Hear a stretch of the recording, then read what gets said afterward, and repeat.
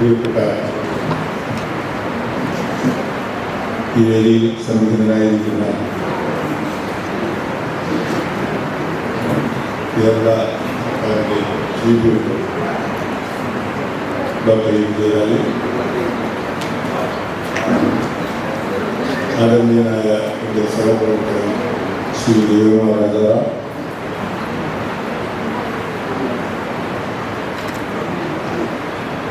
മുഖ്യ പ്രഭാഷണം നടത്തുന്ന ഡോക്ടർ എ ഉണ്ണികൃഷ്ണൻ,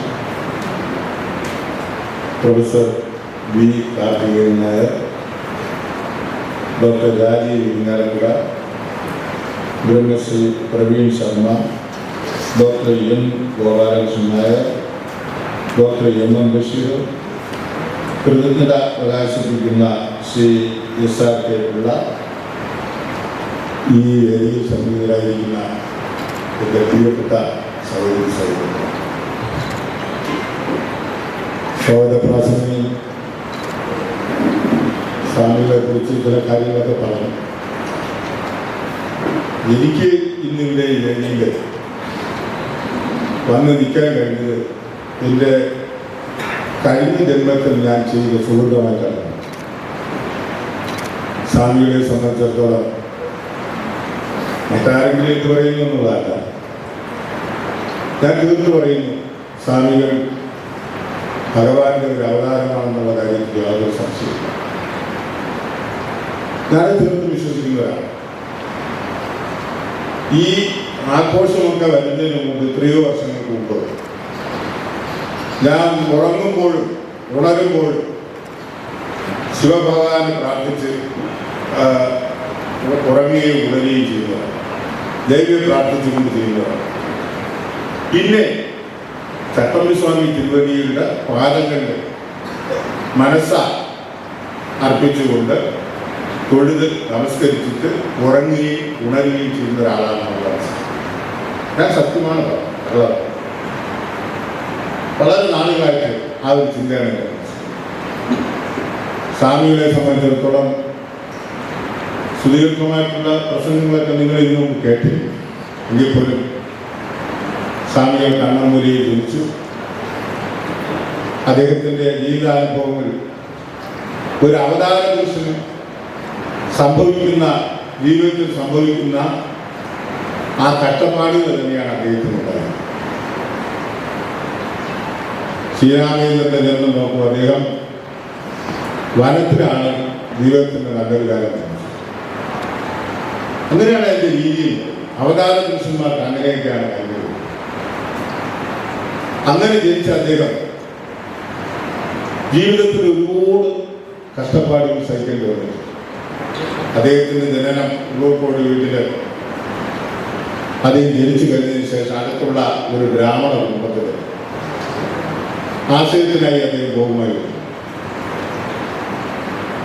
കൊല്ലൂർ മഠം ബ്രാഹ്മണരുടെ ഒരു വസം. അവിടെ ചെന്ന് കഴിഞ്ഞാൽ അദ്ദേഹത്തിന് സാമ്പത്തിക ബുദ്ധിമുട്ടുള്ളതും അദ്ദേഹത്തിൻ്റെ പിതാവ് ഒരു ക്ഷേത്രത്തിലെ പൂജാരി. ഇപ്പോ ചില ആളുകൾ പറയുന്നത് പൂജാരിമാരെല്ലാം മുന്നോക്കമാണ്, മഹാപ്രഭുക്കന്മാരാണ്, അവരെല്ലാം വലിയ നിലയിൽ ജീവിക്കുന്ന ആളുകളാണ് എന്നത് നമ്മൾ ചിന്തിക്കേണ്ടത്.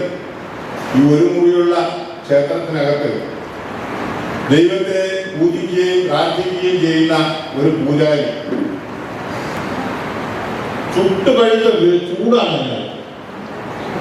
ആ ക്ഷേത്രത്തിനകത്ത് ഒരാളിന് അധിക സമയം ഇരിക്കാൻ കഴിയില്ല. പലരും പൂജാരിയായിട്ട് സ്ഥലം വിട്ട് പോകുന്നതിന്റെ കാര്യമില്ല. ഇതിനകത്തിരുന്ന് പൂജിക്കാൻ കഴിയില്ല, മന്ത്രം അറിയാമോ, പക്ഷെ അതിനകത്ത് ഇരിക്കാനായിട്ട് കഴിയില്ല, അത്ര ചൂടാണ്. അപ്പൊ അങ്ങനെയുള്ള ഒരു വലിയ വരുമാനമൊന്നും ഇല്ലാത്ത ഒരു ബ്രാഹ്മണ ശ്രേഷ്ഠനായിരുന്നു അദ്ദേഹത്തിന്റെ പിതാവ്.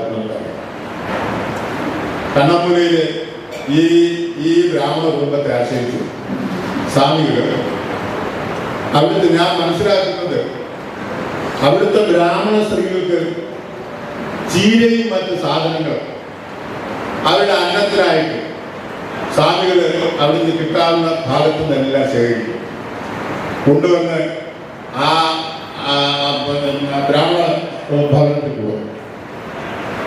കൊടുത്തു കഴിഞ്ഞാൽ സ്വാമിക്ക് പ്രതിഫലമായി കൊടുക്കുന്ന എന്താ? ഉണക്കലരി ചോറ് കൊടുക്കുവാൻ. ഈ ഉണക്കലരി ചോറ് എന്തെങ്കിലും കറിയോ കറിയായിട്ടൊന്നുമില്ല, മുളകോ ഉപ്പോ ചേർത്ത് അദ്ദേഹം കഴിക്കണം. അങ്ങനെ ജീവിച്ച ഒരു പുണ്യാത്മാവാണ് സ്വാമി. അതിനുശേഷം സ്വാമിയെ സംബന്ധിച്ചിടത്തോളം പിന്നീട് സ്വാമിക്ക് ഉണ്ടായ ഒരു ദിവ്യ അനുഭവം എന്ന് പറയുന്നത്, അവിടെ ഒരു ക്ഷേത്രത്തില് ഒരു പൂജാരിയല്ല, ഒരു ദിവ്യ തേജസ്സുള്ള, മുഖത്ത് നോക്കിയാൽ അനിർവചനീയമായ തേജസ് ഉള്ള ഒരു യോഗിയാണ്. സ്വാമിക്ക് അദ്ദേഹത്തെ കണ്ട കൊച്ചുകുട്ടിയാണ്, വലിയ പ്രായമൊന്നുമില്ല.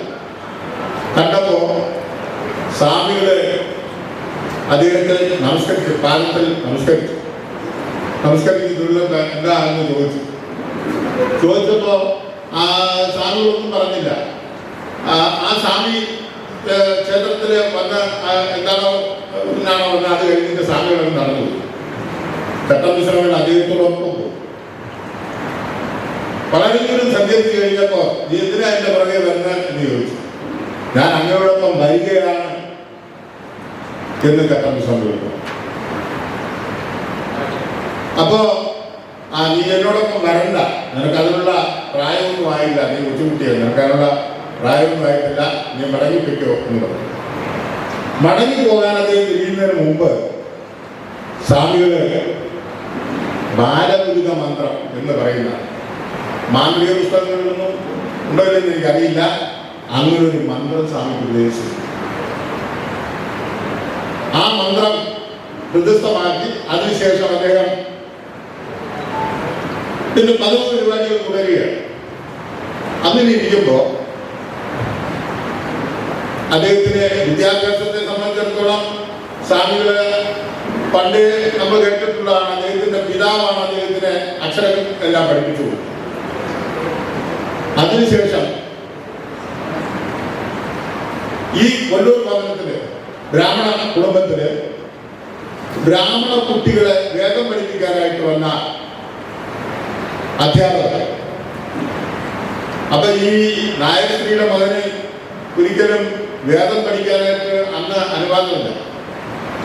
വേദം കേൾക്കുന്നവന്റെ കാതില് ഈയ ഒരുക്കി പിടിക്കണമെന്നും നാവ് മുറിച്ചു കളയണമെന്നും സംസാരിക്കുന്നു, വേദം പറഞ്ഞാൽ നാവ് മുറിക്കണമെന്നും ഒക്കെ പറയുന്ന ഒരു കാലഘട്ടമാണ്. അപ്പൊ അദ്ദേഹത്തിനെ വേദം പഠിക്കാനായി അകത്തേക്ക് കയറ്റിയില്ല. ആ സമയത്ത് അദ്ദേഹം പുറത്തിരുന്ന് വേദപാഠങ്ങൾ പഠിക്കുന്നത് കേട്ട് പഠിച്ചു. കുട്ടികളോട് ചില ചോദ്യങ്ങൾ ചോദിച്ചപ്പോ ആ കുട്ടികൾക്ക് അതിനുള്ള ഉത്തരം അറിയില്ല. സ്വാമികൾ അതിന്റെ ഉത്തരം പുറത്തുനിന്ന് പറഞ്ഞു. പുറത്തുനിന്ന് ഉത്തരം കേട്ടപ്പോ ഇത് ആരാ ഈ പറയുന്നത് എന്ന് ചോദിച്ചുകൊണ്ട് സ്വാമികൾ പുറത്തിറക്കി നോക്കിയപ്പോ ഒരു കൊച്ചു കുട്ടിയാണ്. ആ കുട്ടിയാണ് ആ ഉത്തരം പറയുന്നത്. അതിനടുത്തേക്ക് വിളിച്ചു. അപ്പോ ഈ ബ്രാഹ്മണ കുട്ടികളോടൊപ്പം നിന്ന് വേദം പഠിക്കാനുള്ള അർഹതയില്ല എന്ന് മനസ്സിലാക്കിയ ഈ അധ്യാപകർ ഈ കുട്ടിയുടെ അറിവും വിവേകവും അവന്റെ ആ മുഖത്ത് കാണുന്ന പ്രകാശവും ഒക്കെ കണ്ടിട്ട്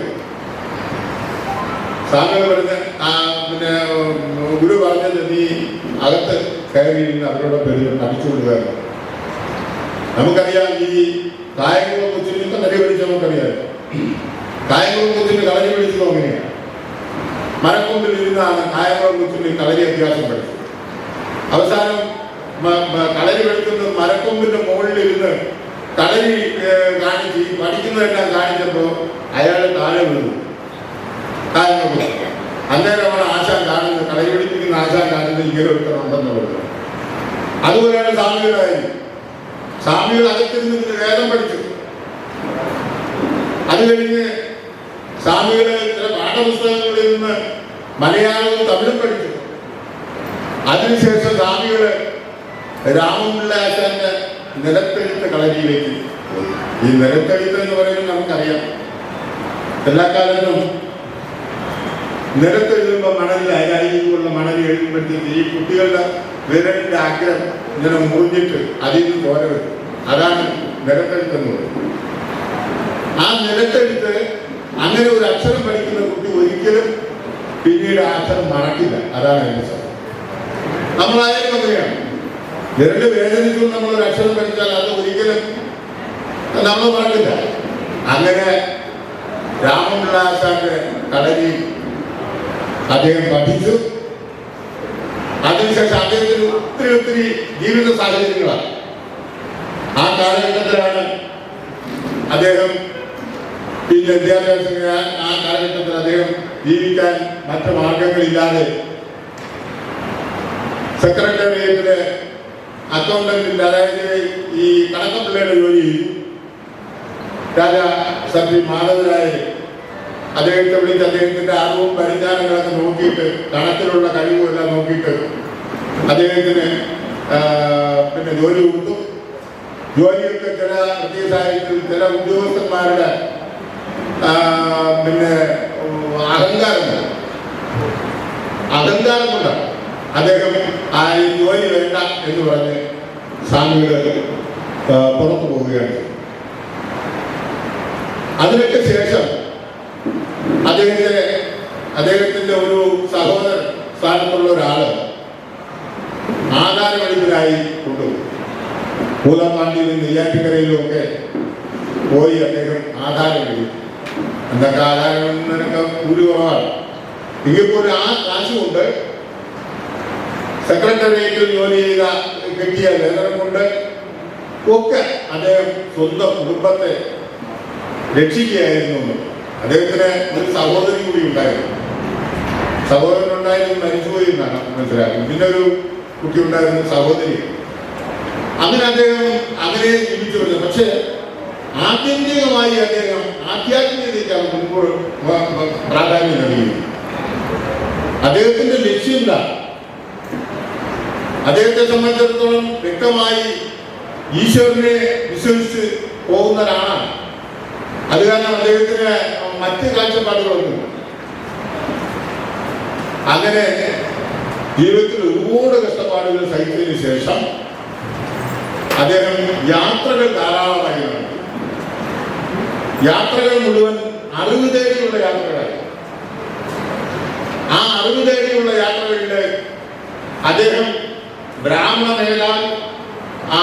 നേതാക്കളുടെ മറ്റുമൊക്കെ ഭവനങ്ങളിൽ പോയി അമൂല്യമായ ഗ്രന്ഥങ്ങൾ അവിടുന്ന് തേടിപ്പിടിച്ച്, ശാസ്ത്ര ഗ്രന്ഥങ്ങളും അതുപോലെ മറ്റു കാര്യങ്ങളെല്ലാം അദ്ദേഹം തേടിപ്പിടിച്ച് പഠിച്ച് അതിൽ നിന്നെല്ലാം ആ ഗ്രന്ഥങ്ങൾ ആരാണോ കൊടുക്കുന്നത് അവർ ചോദിക്കുന്ന ചോദ്യങ്ങൾക്കെല്ലാം അദ്ദേഹം ഉത്തരം പറയുമായിരുന്നു. ചുരുക്കണമെന്ന് എഴുതി തന്നിരിക്കുകയാണ്. അതുകൊണ്ട് ഒത്തിരി സ്വാമികളെ കുറിച്ച് പറയാനുണ്ടായിരുന്നു. സർവകലാവല്ലഭനായിരുന്നു സ്വാമി. ഏത് ഉപകരണം അദ്ദേഹത്തിന് കൊടുക്കും അദ്ദേഹം വളരെ മനോഹരമായി അത് കൈകാര്യം. ഒന്നും പഠിക്കാതെ തന്നെ അദ്ദേഹത്തിന് ചെണ്ടകൊട്ടായാലും ഏതായാലും ഉണ്ണിക്കുരു വേടി വെച്ച് നാരങ്ങി ഉണ്ണിക്കുരുവല്ല കൈയുടെ ഈ ഭാഗത്ത് വെച്ചുകൊണ്ട് അത് തെറിച്ചു പോകാൻ ചെണ്ട കൊട്ടുന്ന വൈദഗ്ധ്യമുള്ള ഒരു ആശാനായിരുന്നു ഇതൊക്കെ.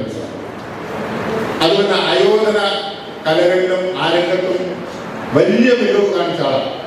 അതുപോലെ തന്നെ അദ്ദേഹം സംഗീതത്തിൽ ഏറ്റവും പരമപ്രധാനമായിട്ടുള്ളത് സംഗീതത്തെ ഉപാസിക്കുകയും സംഗീതം ഇത്രയും മനോഹരമായി പാടുന്ന ഒരാളില്ലായിരുന്നു.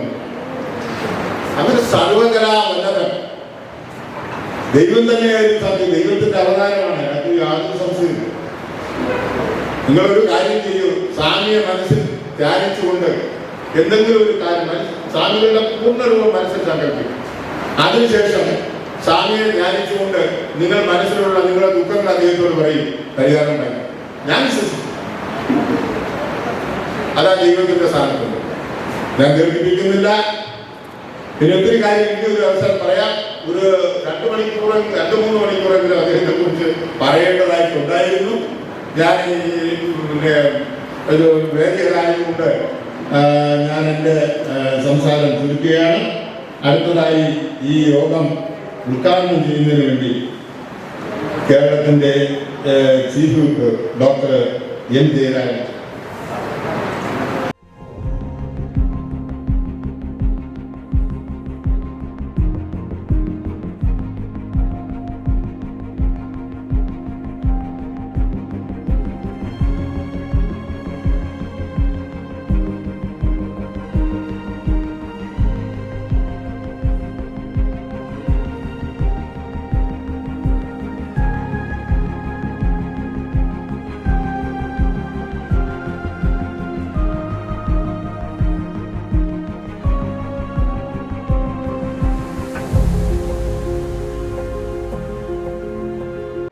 നമ്മുടെ ഈ ചടങ്ങിൻ്റെ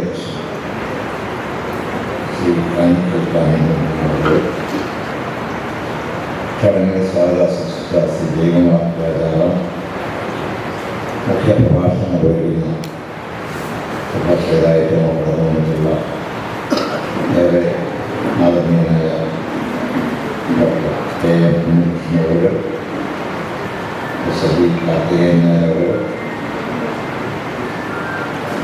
doctor Rajeev Nerkuda, Shri Praveen Sharma, doctor M Radhakrishnan Nair, doctor M Vishu അവറുകൾ, ശ്രീ സാത്വിക ഉൾപ്പെടെ നമ്മുടെ ഈ ചടങ്ങ് സാംസ്കാരിക സമ്മേളനത്തിൽ പങ്കെടുക്കുന്ന മറ്റ് വിശിഷ്ട വ്യക്തികൾ, പ്രിയപ്പെട്ട സഹോദരി സഹോദരന്മാരെ, സുഹൃത്തുക്കൾ, മഹാഗുരു വിദ്യാധിരാജ തട്ടമ്പി സ്വാമികളുടെ മഹാസമാധിയുടെ വാർഷികത്തിൻ്റെ 100ാമത് വാർഷികത്തിൻ്റെ ഭാഗമായി ഈ കഴിഞ്ഞ ദിവസങ്ങളായി നടക്കുന്ന പരിപാടികളുടെ വിവിധ പരിപാടികളിൽ സാംസ്കാരിക സമ്മേളനങ്ങളുടെ ഈ സായാഹ്നത്തിൽ നമ്മുടെ വിലയിരുത്തി ഇതിൻ്റെ ഭാഗമായി പങ്കെടുക്കാൻ കഴിഞ്ഞത് ഒരുപാട് സന്തോഷം. ഈ ആശ്രമത്തെക്കുറിച്ചൊക്കെ അറിയാമെങ്കിൽ സത്യത്തിൽ ഞാനിവിടെ ആദ്യമായിട്ടാണ് വളരെ സൗമ്യമായ വളരെ ശാന്തമായ ഈ ഒരു ആശ്രമത്തിൻ്റെ പരിസരത്തേക്ക് കടന്നു വരാനുള്ളത്. പരീക്ഷയ്ക്ക് നിയോഗം സാംസ്കാരിക സമ്മേളനത്തിൽ ഞാൻ പങ്കെടുക്കാൻ കാരണം 2 കാരണങ്ങൾ. ഒന്ന്, ഞാൻ പ്രദാനം ചെയ്യുന്ന കാലഘട്ടത്തിൽ നിയോജകമുണ്ട്. ആ നിയോജകമണ്ഡലത്തിൻ്റെ പേര് നേരത്തെ വാഴു എന്നായിരുന്നു. പിന്നീടാണത് ഡീലിമിറ്റേഷൻ വന്നപ്പോൾ കാഞ്ഞിരപ്പള്ളിയായി മറ്റ് പ്രദേശങ്ങളോട് കൂട്ടിച്ചേർത്ത് അങ്ങനെ കാഞ്ഞിരപ്പള്ളി നിയോജകമുണ്ടാകും. ഈ വാഴൂരിലാണ് നമുക്കറിയാം നമ്മുടെ സാഹചര്യ പേരിലുള്ള ആശ്രമങ്ങൾ സ്ഥിതി ചെയ്യുന്ന ഒരു പ്രദേശമാണ്. 2, ഞാൻ ദീർഘകാല അധ്യാപകനായി പ്രവർത്തിച്ചതാണ്. ഞാൻ പ്രവർത്തിച്ച വാഴൂർ കോളേജ് സാങ്കേതികതയിൽ അറിയപ്പെടുന്ന കോളേജാണ്. വിദ്യാധിരാജ കോളേജ് എന്ന് പറയുന്ന ഹയർ സർവീസ് സ്റ്റേറ്റുകളുടെ കോളേജിലായിരുന്നു ഞാൻ പ്രവർത്തിച്ചത്. അവിടെ തന്നെ മെഡിക്കൽ ഹയർ സെക്കൻഡറി സ്കൂളും. അപ്പം അങ്ങനെ ചട്ടവിസ്വാമികളുമായിട്ടൊരർത്ഥത്തിൽ ഞാൻ ജനിച്ചു വളർന്ന പ്രദേശമായിട്ടുള്ള ഒരു ബന്ധം തീർച്ചയായും വിചാരിതമായി എന്നെ ഇവിടെ എത്തിച്ചതിൽ ഒരു പ്രധാനപ്പെട്ട ഘടകമായിരിക്കും ഞാൻ വിശ്വസിക്കുക. ഈ സാംസ്കാരിക സമ്മേളനത്തിലെ തീർച്ചയായും ഏറെ പ്രഗത്ഭരായ വ്യക്തിത്വങ്ങളാണ് നമ്മോടൊപ്പം ഉള്ളത്. ഞാൻ മനസ്സിലാക്കുന്നിടത്തോളം അവരെല്ലാം തന്നെ അദ്ദേഹത്തിൻ്റെ ജീവിതവുമായി ഏറെ അടുത്ത് മനസ്സിലാക്കാനും എഴുതാനും ഒക്കെ തന്നെ ശ്രമിച്ചിട്ടുള്ള ആളുകൾ, അത് വിജയമൊക്കെ ആളുകൾ. സ്വാമികളെ കുറിച്ച് സൂചിപ്പിക്കുമ്പോൾ ഈ ഒരു വർഷത്തിൻ്റെ കാഴ്ചപ്പാടിന് സമയത്ത് ഞാനൊരു പുസ്തകം കാണാനിടയായി. അത് 2 കാര്യങ്ങളാണ്. സാംസ്കാരിക സമ്മേളനമായാണ് എനിക്ക് പെട്ടെന്ന് തോന്നിയത്. ഒന്ന്, നമ്മുടെ ഗ്രാമങ്ങളിലെ സൗഹൃദ കലാശാലകൾ എന്ന രാശിയെ ഇവിടെ രൂപപ്പെടുത്തിയത് ഞങ്ങൾ വായിക്കാനുള്ളത്. യഥാർത്ഥത്തിൽ 2 കാര്യങ്ങളാണ് അതിൽ പറഞ്ഞു വെച്ചിരിക്കുന്നത്. ഒന്ന്, നമ്മുടെ ഗ്രാമങ്ങളിലൊക്കെ തന്നെ അറിവിൻ്റെ കലാശാലകൾ അല്ലെങ്കിൽ അറിവിൻ്റെ സാഹചര്യങ്ങൾ രൂപപ്പെടുത്തിയെടുക്കുക എന്നുള്ളത് ഈ 1 വർഷത്തിൻ്റെ വളരെ പ്രധാനപ്പെട്ട ദൗത്യങ്ങളൊന്നാണ് നമ്മളാണ് മനസ്സിലാക്കുന്നത്. അതോടൊപ്പം തന്നെ സ്വാമിജിയുടെ ജീവിതത്തിൻ്റെ ഏറ്റവും പ്രധാനപ്പെട്ട മുഖമുദ്രയായിരുന്നു. അത് മനുഷ്യരോട് മാത്രമല്ല, എല്ലാ ജീവജാലങ്ങളോടും കാരുണ്യത്തിൻ്റെതായ സ്പർശം എപ്പോഴും അവരെല്ലാം ഒരുമിച്ച് കൂടി, അല്ലെങ്കിൽ ഈ ലോകത്തുള്ള എല്ലാ ജീവജാലങ്ങളെയും ഒന്നായി കാണാൻ കഴിഞ്ഞ വളരെ വിശാലമായ ഒരു മനസ്സ്. ആ മനസ്സ് രൂപപ്പെടുത്തിയെടുത്തതിൽ അദ്ദേഹത്തിന് വലിയൊരു പങ്കാണ്. ഈ രണ്ട് പ്രധാനപ്പെട്ട ദൗത്യങ്ങൾ ഏറ്റെടുത്തുകൊണ്ട് അതിനെ കൂടുതൽ ജനങ്ങളിലേക്കും നമ്മുടെയൊക്കെ പ്രദേശങ്ങളിലേക്കും ഒക്കെ തന്നെ എത്തിക്കാൻ വേണ്ടിയുള്ള ശ്രമം കൂടിയാണ് ഈ ഒരു വർഷത്തിൻ്റെ പ്രധാനപ്പെട്ട വിഷയമെന്ന് ഞാൻ ആമുഖമായിട്ട് മനസ്സിലാക്കിയത്തോളതാണ് എൻ്റെ പ്രധാനപ്പെട്ട കാര്യം. അതുകൊണ്ട് തന്നെ ഞാൻ കപിലസ്വാമിയുടെ കുറിച്ച് ഒരു വിഷയം ഇവിടെ ഇരിക്കുന്ന ആളുകളൊക്കെ തന്നെ കഴിഞ്ഞ ദിവസങ്ങളുടെ പ്രഭാഷണങ്ങളിലൊക്കെ തന്നെ ഒരുപാട് മനസ്സിലാക്കി. വിദ്യാലയം എന്നുള്ള പേര് അദ്ദേഹത്തിന് നൽകിയത് അക്ഷരാർത്ഥത്തിലെ ഒരു ഭംഗിക്കപ്പുറത്ത് ഒരുപക്ഷെ സ്വാമിജിയുടെ ജീവിതം പുതിയ തലമുറ ഇറങ്ങുമ്പോൾ ഇവിടെ ജോസഫൻ സൂചിപ്പിച്ചതുപോലെ ഒരുപാട് പരിമിതമായ സാഹചര്യങ്ങൾ ഇന്നത്തെ തിരുവനന്തപുരത്തെ സെക്രട്ടേറിയറ്റിന് നിർമ്മാണ പ്രവർത്തനങ്ങളിലെ മണ്ണ് നോക്കുന്ന ജോലി വരെ ചെയ്ത ഒരാളായിരുന്നത്. ജീവിതത്തിൻ്റെ ഒരുപാട് കഷ്ടപ്പാടുകളിലൂടെ കടന്നു വന്നു. പക്ഷേ അറിവിനോടുള്ള സാധാരണമായ അഭിനിവേശം അദ്ദേഹത്തിൻ്റെ ജീവിതത്തിലൂടെ തന്നെ കടന്നു പോകുമ്പോൾ നമുക്ക് പഠിക്കാനുള്ള ഏറ്റവും പ്രധാനപ്പെട്ട കാര്യങ്ങൾ വന്നാൽ എവിടെയൊക്കെ അറിവിൻ്റെ സാധ്യതകളുണ്ടോ ആ അറിവിൻ്റെ സാധ്യതകളെല്ലാം അവിടെയെല്ലാം ചെന്ന് കണ്ടെത്തുക മാത്രമല്ല, അത് സ്വയം മനസ്സിലാക്കി അത് പൂർണ്ണമായി തന്നെ ഉൾക്കൊള്ളാൻ കഴിയുക എന്നുള്ളതാണ്.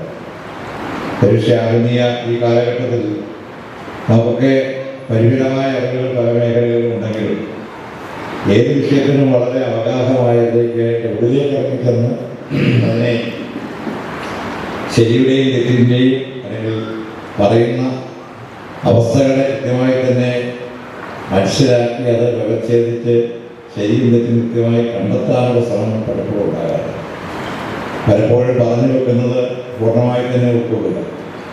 ഒരു സ്വാമിജിയുടെ പ്രാചീന മലയാള യഥാർത്ഥത്തിൽ ഒരു കാലഘട്ടത്തിലെ നമ്മളൊക്കെ പഠിച്ച അല്ലെങ്കിൽ നമ്മളൊക്കെ കേട്ടിട്ടുള്ള അറിഞ്ഞിട്ടുള്ള അല്ലെങ്കിൽ പറഞ്ഞിട്ടുള്ള കഥകളിൽ നിന്നൊക്കെ വ്യത്യസ്തമായി പരസ്യനാവിഷ്കരിക്കപ്പെട്ടതല്ല കേരളമെന്നും അതിനപ്പുറത്ത് കേരളത്തിൻ്റെ യഥാർത്ഥത്തിലുള്ള ചരിത്രം വളരെ വ്യത്യസ്തമാണെന്ന് എത്രയോ വളരെ കൃത്യമായ, പക്ഷേ ഏറ്റവും ദുഃഖകരമായ കാര്യത്തെ പൂർണ്ണമായി എഴുതിയത് മുഴുവൻ ലഭിക്കാതെ പോയി എന്നുള്ളത് മറ്റൊരു പ്രധാനപ്പെട്ട കാര്യം. കുറച്ച് ഭാഗം മാത്രമാണ് യഥാർത്ഥത്തിൽ. പക്ഷേ അദ്ദേഹം ഒരു എഴുത്തുകാരൻ എന്ന നിലയിലോ ഒരു പ്രദർശനത്തിനോ അല്ലെങ്കിൽ ഒരു പബ്ലിസിറ്റിക്കോ വേണ്ടി ആഗ്രഹിക്കാതെ പോയതുകൊണ്ട് തൻ്റെ ഉള്ളിലുണ്ടായിരുന്ന ആശയങ്ങളെ കൃത്യമായി തന്നെ ഓരോ കാലഘട്ടത്തിനും പറഞ്ഞു വെക്കുന്നതിനപ്പുറത്തേക്ക് അത്തരം ലക്ഷ്യങ്ങൾ ഉണ്ടായി കാണില്ല. അത് അവധൂതന്മാരായ ആളുകളെ സംബന്ധിച്ചോളം അവർക്ക് ജ്ഞാനം ലഭിക്കുകയും അത് മനസ്സിലാക്കുകയും കൂടുതൽ അതിലേക്ക് ഇറങ്ങുകയും ചെയ്യുന്നതിനപ്പുറത്തേക്ക് അതിനെ മറ്റൊരു തരത്തിൽ എന്താ പറയുക ഒരു മാർക്കറ്റ് ചെയ്യാനുള്ള ഒരു ആഗ്രഹങ്ങളോ സാധ്യതകളോ ഇല്ലാതെ പോകില്ല.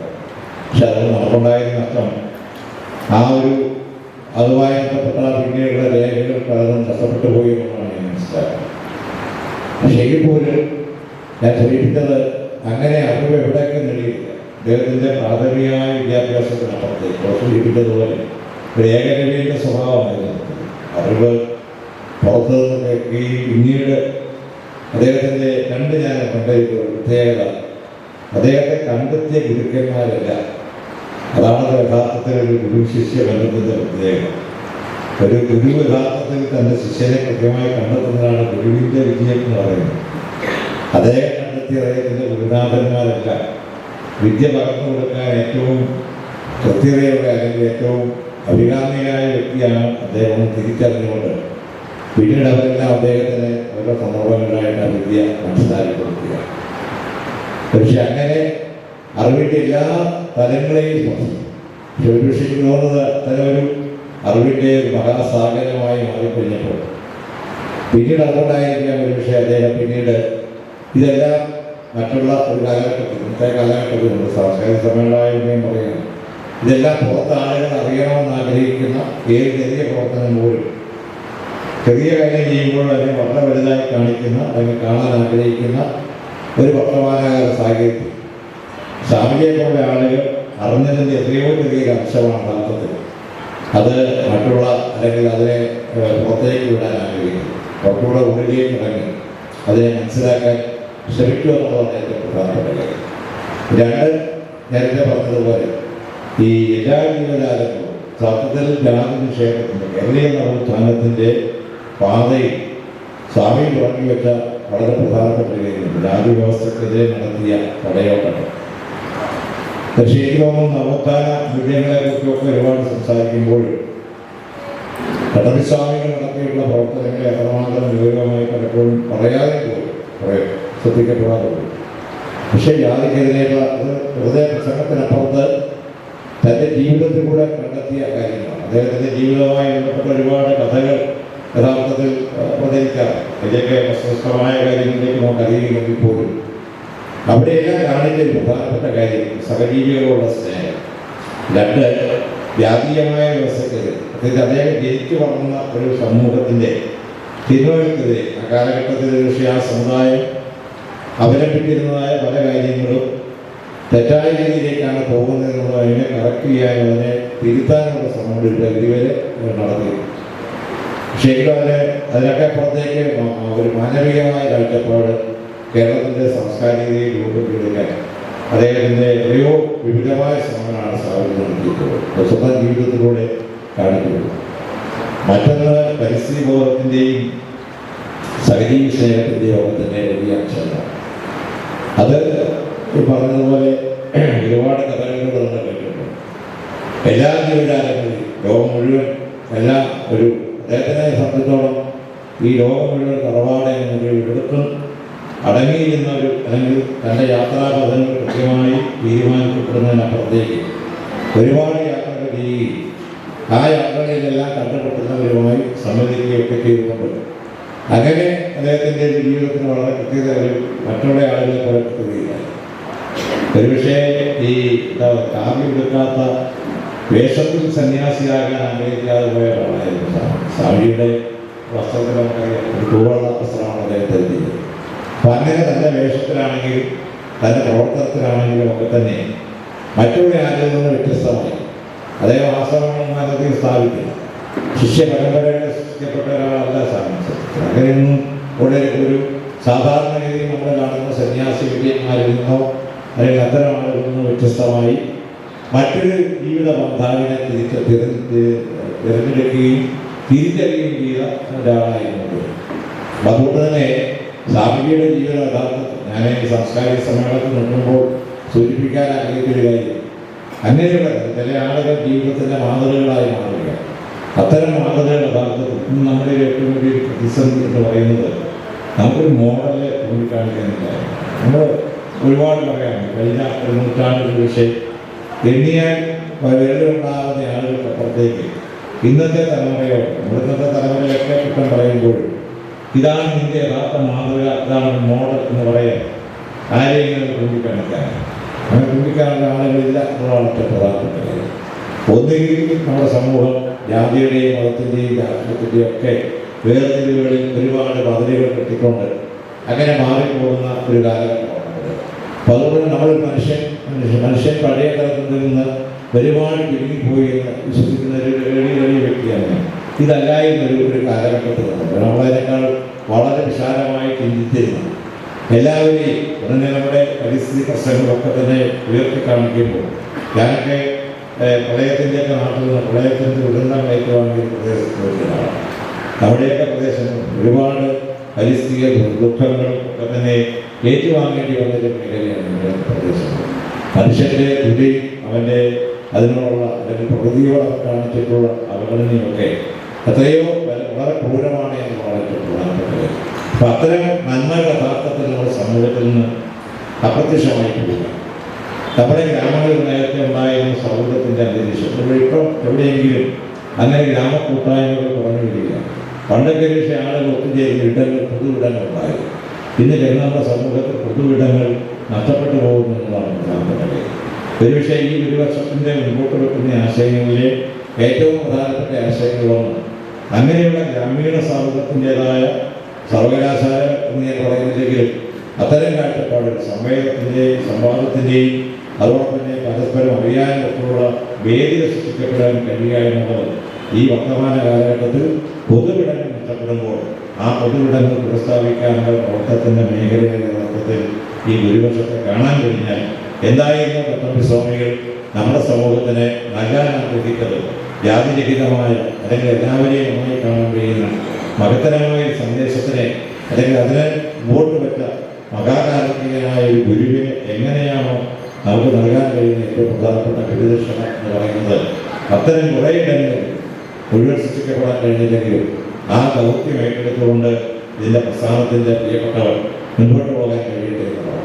അതോടൊപ്പം തന്നെയാണ് സമൂഹം ആഗ്രഹിക്കുന്ന കാരുണ്യത്തിൻ്റെ സാമൂഹിക ജീവിതത്തിൻ്റെ ഏറ്റവും വലിയ പ്രത്യേകത ജീവജാലങ്ങളോട് കാണിച്ച വലിയൊരു സ്നേഹമാണ്. അദ്ദേഹത്തിൻ്റെ ജീവചരിത്രത്തിൽ അദ്ദേഹത്തിൻ്റെ കുറിച്ചുള്ള കഥകളിലുമൊക്കെ അനുഭവങ്ങളിലൊക്കെ തന്നെ പറയുന്ന എല്ലാ ജീവജാലങ്ങളെയും ഒരുമിച്ച് താൻ ഭക്ഷണം കഴിക്കുമ്പോൾ കൂടെയുള്ള മറ്റ് ജീവജാലങ്ങൾ കൊടുക്കാൻ കഴിയുന്ന ഒരവസ്ഥ നമുക്ക് എത്ര പേർക്ക് കഴിയാൻ കഴിയും. കുട്ടിച്ചൂണിൻ്റെ കാലഘട്ടത്തിലാണ് നമ്മൾ ഇന്ന് ആ കുട്ടിച്ചൂണിൻ്റെ ഇടയിൽ പക്ഷിമൃഗാദികൾ പോലും പലപ്പോഴും വെള്ളം കിട്ടാതെ പോകുന്ന ഒരവസ്ഥയൊക്കെ നമ്മുടെ ഇടയിൽ നിന്നുണ്ട്.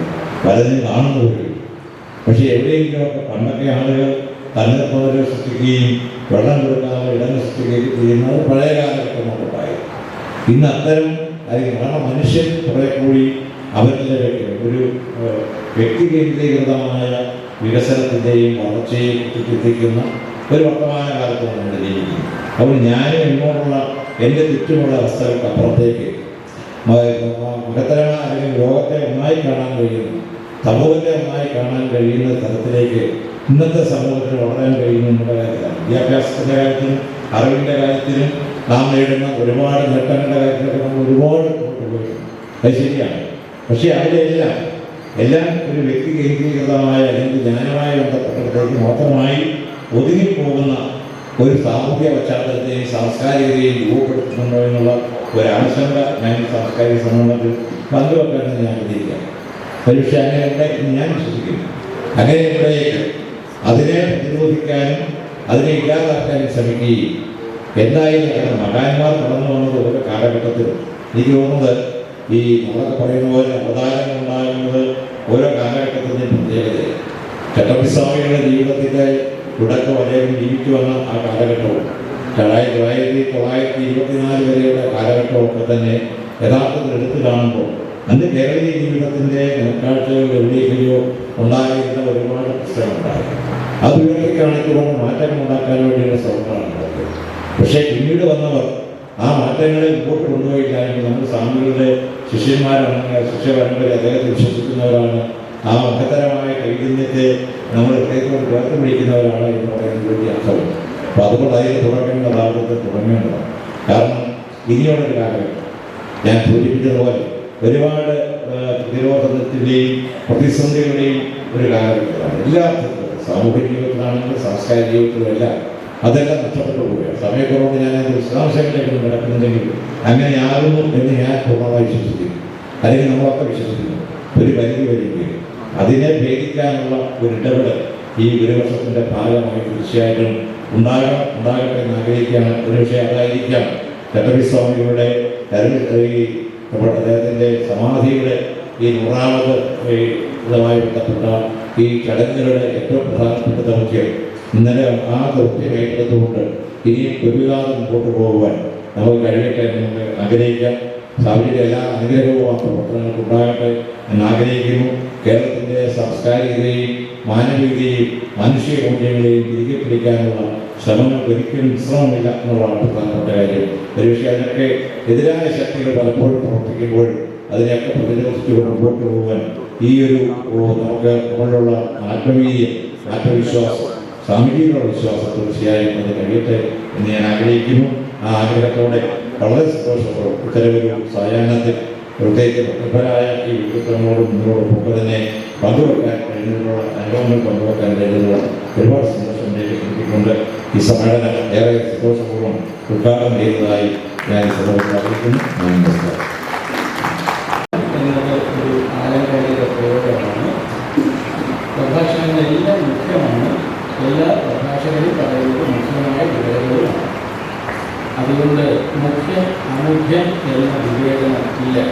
അത് മാത്രമല്ല, എനിക്ക് മുൻപ് സംസാരിച്ചവർക്ക് സാമാന്യം കൂടുതൽ സമയം വിനിയോഗിച്ചു എന്നുള്ളത് കൊണ്ട് ഇനി സംസാരിക്കേണ്ടവർക്കും സമയം ധാരാളം വിനിയോഗിക്കണം എന്നുള്ളത് കൊണ്ട് ഞാൻ ഒരു മിനിറ്റ് കൊണ്ട് എൻ്റെ വാക്കുകൾ സംഭവിക്കാമെന്നാണ് വിനിയോഗിക്കുന്നത്. ചട്ടമ്പി സ്വാമികളെ കുറിച്ച് ചട്ടമ്പി സ്വാമി പഠനങ്ങൾ എന്ന പേരിൽ മുമ്പ് വൈദ്യത്തിൽ ഒരു പുസ്തകം പ്രസിദ്ധീകരിക്കുകയുണ്ടായി. ശ്രീ രവി DC-യുടെ ഉത്സാഹത്തിലാണ് അത് സാധ്യമായിട്ടുള്ളത്. അതിന് വിചാരിച്ചതുപോലെയുള്ള വലിയ സ്വീകാര്യതയൊന്നും പ്രതീക്ഷിക്കുന്ന ഒരു സ്ഥലത്തു നിന്നും കിട്ടിയിട്ടില്ല. അങ്ങനെയുള്ള വലിയ പ്രതീക്ഷകളൊന്നും മറ്റു പുറത്തേണ്ട കാര്യവുമില്ല. എങ്കിലും ധാരാളം പുതിയ പഠനങ്ങൾക്കുള്ള വഴി ആ പുസ്തകം തുറന്നു തരുന്നു എന്നുള്ളത് അതിൻ്റെ ചരിത്ര ദൗത്യമായി കരുതുന്നത്. ചട്ടമ്പി സ്വാമികളെ ഒരു കാര്യം മാത്രം സൂചിപ്പിക്കുന്നു. 1880 സ്വാമിയുടേതായി അറിയപ്പെടുന്ന ആദ്യ പുസ്തകം രചിക്കപ്പെട്ടതായി നമുക്ക് കിട്ടുന്ന വിവരം. സർവമത സാമരസ്യം എന്നാണ് അതിൻ്റെ പേര്. 1880 അന്ന് സ്വാമിക്ക് 27 വയസ്സ്. അദ്ദേഹം വിദ്യാരംഭത്തിനും വിദ്യാഭ്യാസത്തിനും ഒന്നും അവസരം കിട്ടിയ ആളല്ല. കൈകൊള്ളിക്കാൻ ഒരു വകയില്ലായിരുന്നു. അതുകൊണ്ട് അദ്ദേഹം പറഞ്ഞിട്ടുള്ളത്, പഴയ മുളത്തിന് ചാണകവും പഴയ വയറിന് ചോറും വല്ലപ്പോഴും കിട്ടിയാൽ മതി അറിഞ്ഞുകൊള്ളും എന്നാണ്. അപ്പോൾ എന്നും കൈ പിടിക്കാൻ വകയില്ലാത്ത വീട്ടിലാണ് ജനിച്ചത്. പക്ഷേ പറയുമ്പോൾ മേൽജാതിയാണ്, സാധാരണയാണ്, ആധിപത്യമുള്ള ആളാണ്. അങ്ങനെയൊക്കെയുള്ള ഒരുപാട് വിശേഷങ്ങളോട് കൂടിയിട്ടുള്ള ഒരു സാധു ജന്മമായിരുന്നു. പക്ഷെ അദ്ദേഹം അറിവിൻ്റെ തീരങ്ങളിലൂടെ ശോഭനമായി സഞ്ചരിച്ചു. എത്രയെത്ര വിജ്ഞാന മേഖലകൾ വികസിപ്പിച്ചു തന്നു എന്ന് ആലോചിക്കുമ്പോൾ, 21ാം നൂറ്റാണ്ടിൽ നിന്ന് ആലോചിക്കുമ്പോൾ നമ്മൾ വിസ്മയപ്പെട്ടു പോകും.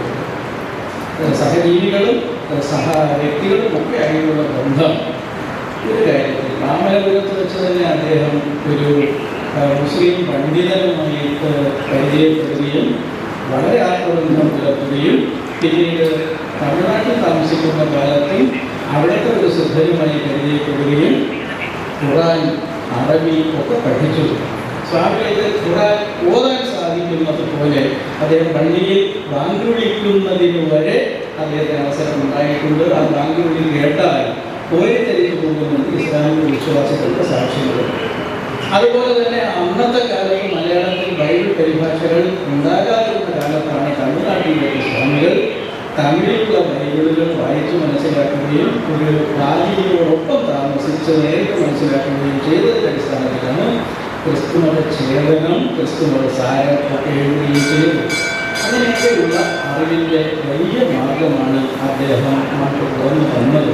അദ്ദേഹത്തിൻ്റെ ജീവിത സംഭവങ്ങളൊക്കെ അവിശ്വസനീയമാണ് എന്ന് നമുക്ക് തോന്നുകയുള്ളൂ. മഹാസമാധി ഉൾപ്പെടെയില്ല. ആ കാര്യങ്ങളിലേക്കൊന്നും പോകാൻ ഈ സന്ദർഭം യോഗ്യമില്ലാത്തതുകൊണ്ട് ഞാൻ അങ്ങനെ ഒന്നും ചെയ്യുന്നില്ല. അങ്ങനെയുള്ള ആ മഹാനുഭാവൻ്റെ മഹാസമാധിയുടെ ശതാബ്ദി ആണ് നമ്മൾ ആചരിക്കാൻ പോകുന്നത്. എനിക്ക് വളരെയധികം സന്തോഷം തോന്നുന്നു. നമ്മുടെ ഇവിടുത്തെ ഗ്രാമപഞ്ചായത്തിൻ്റെ ഭരണസാരഥികൾ ഉൾപ്പെടെ ഒട്ടേറെ ആളുകൾ ഈ നാടിൻ്റെ പ്രതിനിധികളുടെ സന്നിഹിതരായിട്ടുണ്ട്. നിങ്ങളുടെ എല്ലാവരുടെയും സഹായവും സഹകരണവും കൊണ്ട് ഇത് കേരള ചരിത്രത്തിലെ അവിസ്മരണീയമായ ഒരു അധ്യായമാക്കി തീർക്കണം എന്നത് നമ്മുടെ ഉത്തരവാദിത്വം. കാരണം എല്ലാ വിവേചനത്തിലും വിഭാഗീയതയ്ക്കും അതീതമായിട്ട് അറിവിനെ ജനാധിപത്യവൽക്കരിച്ചുകൊണ്ട് സാമാന്യ ജനത്തിന് പ്രാപ്തമാക്കി തീർത്ത് ലോകത്തിനൊരു പുതു മാതൃക രചിച്ച ആളാണ് ചട്ടമ്പി സ്വാമികൾ. സാധാരണ മനുഷ്യനാണ്, സാധാരണ മട്ടിലാണ് ജീവിച്ചത്. വീടില്ല, വസ്ത്രമില്ല, താമസ സ്ഥലമില്ല, പണമില്ല, ഒന്നുമില്ല. എന്നാൽ എല്ലാം ഉണ്ട്, ഇല്ലാത്തതൊന്നുമില്ല. അഹം ബ്രഹ്മാസ്മി എന്ന അനുഭൂതിയിൽ ആയിരുന്നതുകൊണ്ട്, മഹാപ്രഭു ആയിരുന്നതുകൊണ്ട് ഇല്ലാത്തതായിട്ട് യാതൊന്നും തന്നെയില്ല. ആ മഹാഗുരുവിൻ്റെ മഹാസമാധിയുടെ ശതാബ്ദി ആഘോഷത്തെ അവിസ്മരണീയമാക്കുന്നതിന് എന്തൊക്കെ ചെയ്യാമോ കുറേ പദ്ധതികളൊക്കെ ആവിഷ്കരിച്ചിട്ടുണ്ട്. ചർച്ചകൾ, സമ്മേളനങ്ങൾ, പ്രസിദ്ധീകരണങ്ങളൊക്കെ ആയിട്ട് ആലോചിച്ചുറപ്പിച്ചിട്ടുണ്ട്. അതിനപ്പുറത്ത് പുതിയ ആശയങ്ങൾ കൂടി ചേർത്തുകൊണ്ട് എല്ലാം സാധ്യമാക്കുന്നതിന് ഉള്ള ഒരു പ്രതിജ്ഞ എടുക്കാൻ നമുക്ക് സാധിക്കട്ടെ എന്ന് ആഗ്രഹിച്ചുകൊണ്ട് ഞാൻ എൻ്റെ വാക്കുകൾ അവസാനിപ്പിക്കുന്നു.